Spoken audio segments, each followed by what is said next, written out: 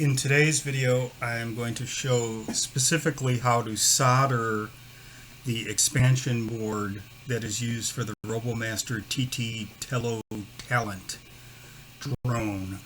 So this board is ready for headers, if you could see, and it's got its own connection here on one side, and the other side has labels of what the pins do. Since I'm going to be doing a number of them, this time I'm going to use the breadboard technique for soldering multiple headers. So I have two 7 pins that I've broken out from a bigger piece because this requires 7 pins and 7 pins. And I got a little piece of breadboard here, and I'm just going to place the headers long side down. So the long side, just like your normal work with breadboards, is going to go down. So there's one of them, and we need 2 for this particular one. So there is number 2. And what you want to do is just make sure they're sitting up straight and tall. They're not wiggly waggly or anything.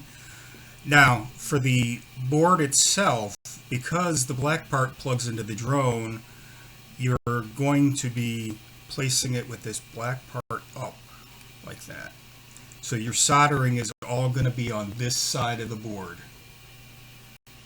See? So this, when it's mounted on the drone, will be hidden.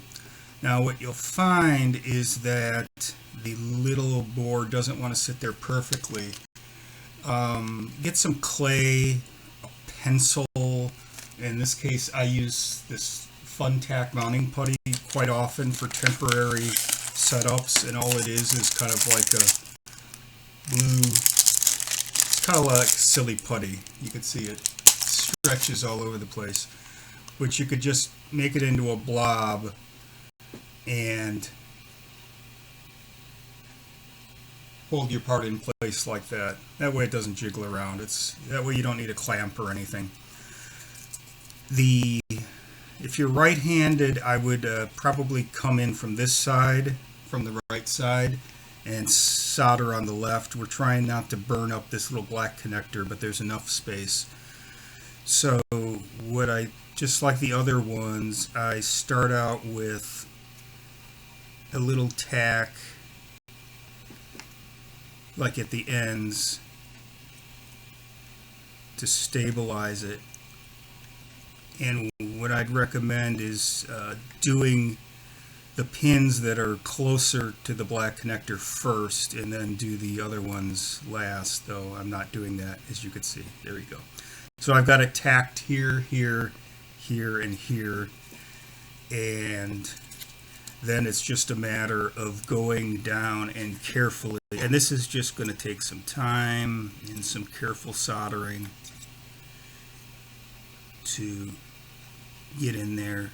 Now I believe one of the soldering irons I used recently with Dan, I cleaned up the tip of it so it's got a very sharp tip. I'm currently using a battery powered soldering iron which has a blunter tip, so it's a little bit harder for me to get into.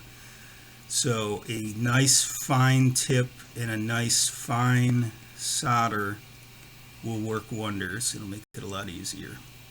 But this little battery-powered one is working pretty well. This is actually the first time I've used it.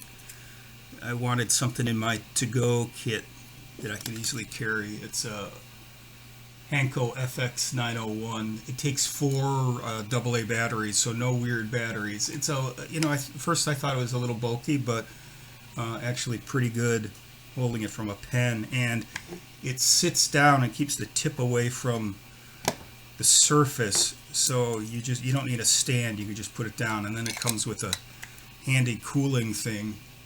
So far so good. So there we go.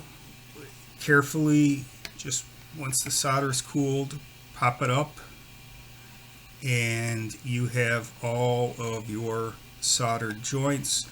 Now you'll notice that it's kind of shiny there. That's the excess flux that's in the solder. Easiest way to clean that up, and don't do this around flame or when things are hot, is I use these diabetic sterile alcohol prep pads. They're one-time use little alcohol pads, and if you kind of wipe around the area, it's a little hard on this one because everything's so close, but it will it'll clean up that excess rosin once it dries. So that is how you do that. I'll do another real quick video of using the solder wick to desolder in case you have problems. But as you can see, that came together pretty quick.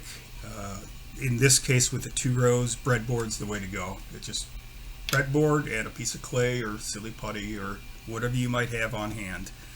This stuff is reusable too. So this fun tack, I keep a little.